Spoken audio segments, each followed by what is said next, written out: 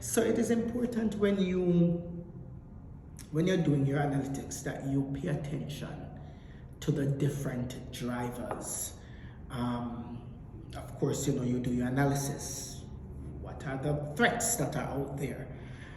We know that, as I mentioned, consumer confidence slowly returning, but this is where we now have to understand.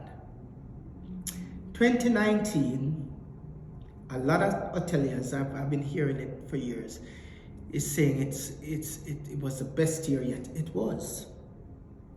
But remember, the trajectory was that it was growing. So yes, that pause in maybe a year and a half, the COVID pandemic, would have stopped the momentum. But since recovery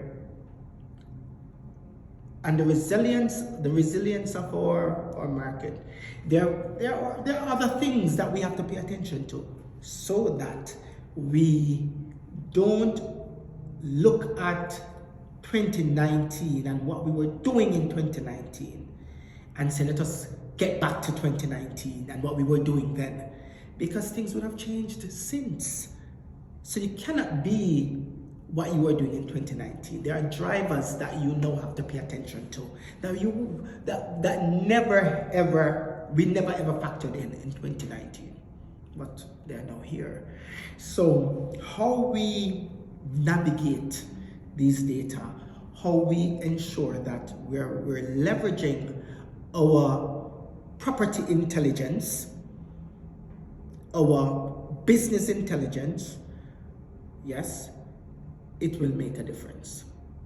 Use the tools that you have. And if you have to develop different tools for the different times, the geopolitical times that we're in, develop different tools.